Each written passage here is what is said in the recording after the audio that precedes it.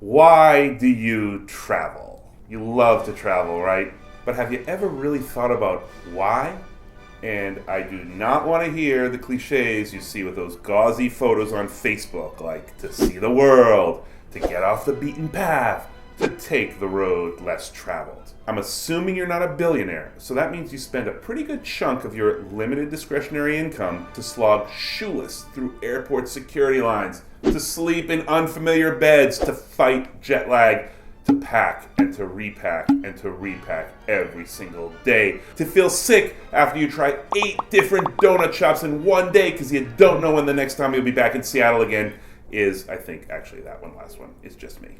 Why do human beings take 1.3 million international trips a year? And those are just the international trips. There are tons of good reasons to do it.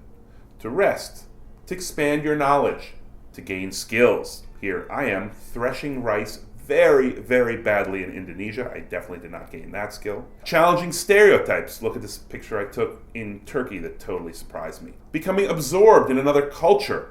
Here I am, 15 years old in Kenya. I was a 9th grader. All those reasons are valid. But I'm a travel writer, and I talk to a lot of travelers, and I don't always quite see how the travels they're on match the reasons they're traveling. Which one of those reasons is furthered by pushing your way through these crowds so you can take a selfie at the Monalisa? Or why would you be driving through Montana listening to Freakonomics podcast or Spotify's Global Top 50 instead of checking out local radio stations?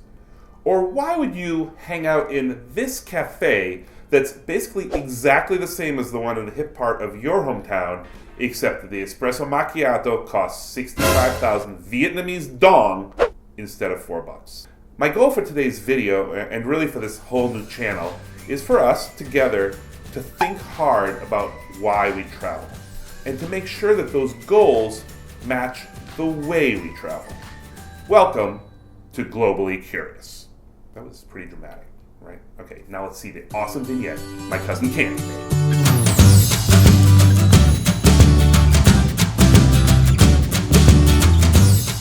My name is Seth Kugel, and for 5 years I roamed the earth, both bearded and beardless, as the frugal traveler columnist for the New York Times, which was an awesome job. It was a huge honor, and it also made me one of the very few people in the world whose job rhymed with my name.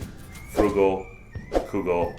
Don't make fun of me. I've heard it a million times. Just to be clear, this channel is completely unrelated to the New York Times, which is a very serious and upstanding institution.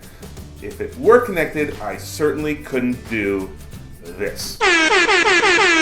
I also want to let you know that this is not that kind of YouTube travel channel where you're going to see me out in the world, lying on some awesome beach, or traipsing through Paris, showing you the best macaron, which I think is not the same thing as a macaroon, but I'm not sure. You also won't see me hiking to Machu Picchu and showing the fantastic view and having some gourmet meal up there. Sometimes I'll be talking about past trips, like what it's like to drive yourself on safari, and be stuck behind all those lions. I had no way to get around them. Or telling you why county fairs are awesome, or how to get invited to somebody's house in Lebanon. You just wave at them and then suddenly you're inside. Or maybe, editors, I told you not to put that in. Yeah, that's me, dressed in a diaper at Brazilian Carnival. Look, I love watching those fancy travel shows, but what most of them are selling is a travel fantasy. And in way too many cases, that fantasy is a fantasy because it's being sponsored by the place they're visiting to make it look like a fantasy. Here on Globally Curious, we're going to be a bit more serious.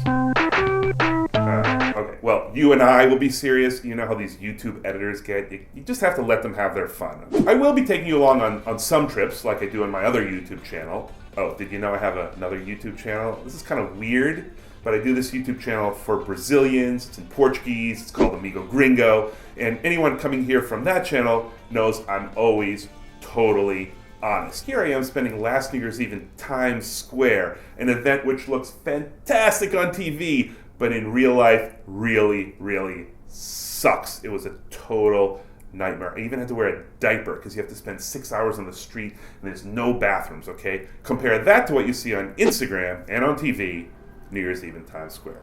But travel is great, and my goal is to get you thinking about why you travel and then to carry that discussion into the comments. I will be hanging out there the next few days, and unless this video is much more popular than I think it will be, I will respond to all your comments. That's the fun of YouTube. And of course, if you have ideas for future videos or questions for me, please add those too. All right, let's get down to business. This coming weekend is Memorial Day, which means, for those of you who are not in the United States, the beginning of travel season, the beginning of summer. So we're gonna start with a bang.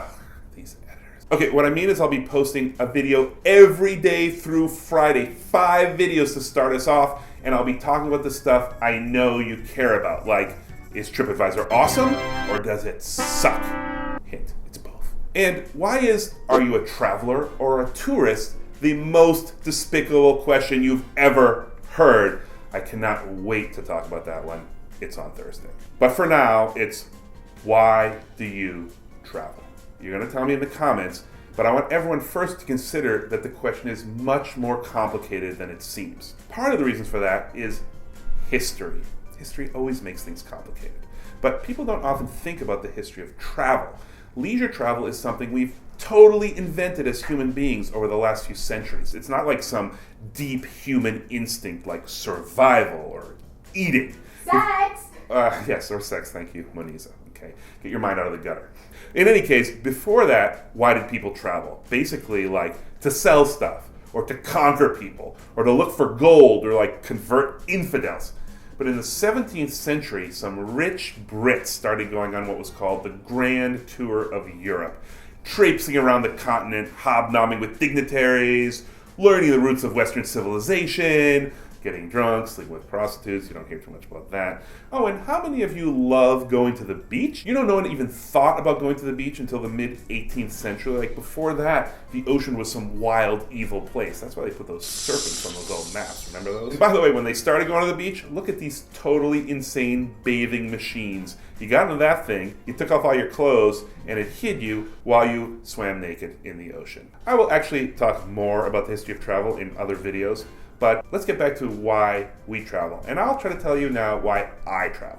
I travel because I feel like I live in one little sliver of planet Earth, and I want to see the rest of it. I want to learn about the rest of it. Now, I'm a pretty lucky guy. I live in New York City. That's pretty diverse, but still, there aren't any fjords here. There's no yurts here. There's no giant tortoises here. And there's definitely this New York way of thinking that's great to escape from. Second reason, I travel to be surprised. Even if you have a super interesting job where there are surprises already, I don't know, you're a therapist, you hear people's innermost thoughts, or you're like a teacher and there's no students every year and they're always different, or you're a journalist or a cop when unexpected things do actually happen, it still becomes a bit of routine when you do it day after day. What I love about travel is that you never know what's going to happen next.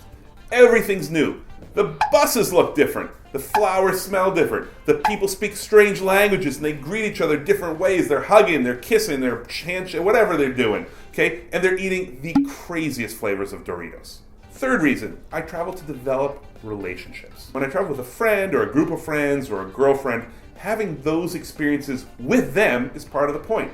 How are they going to react to this new place? How do we interact together with strangers? You know, how do we deal with adversity, the crazy things that happen? When I'm traveling alone, I'm out there to meet people, okay? I love meeting people when I'm traveling, but it's not easy. It takes a lot of courage. We're going to talk about that in another video. Okay, those are 3 reasons, but there's a 4th. I wouldn't say it if I were trying to make myself look good, but in reality, there is another reason that we all travel, and that is to show off. Okay, who doesn't love telling stories about their trips when they get back, right? You know? Or like when someone else mentions Paris, don't you love saying, oh yeah, of course I've been there. Let me tell you about my time there. Oh, and of course, we do it while we're traveling now too with social media, right? Do you think people are posting pictures like these to like win the Pulitzer Prize for best pedicure photography or like to put up on their walls when they get home? Obviously not. Oh, wait, that gives me an idea.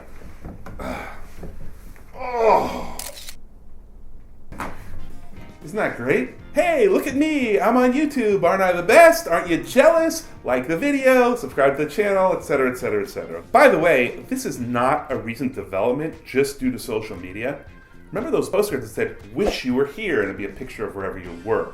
And the idea was that the person who received it would think that you were saying, I wish you were here. But in reality, what they were saying is, you wish you were here, you're totally jealous of me, suck it. By the way, this sort of showing off your travels goes back way before even postcards existed. Check out this guy, Francis Bassett, the future Baron of Dustinville, who went on that grand tour I was talking about in 1777. Remember, no postcards, no photography. How are you going to show off?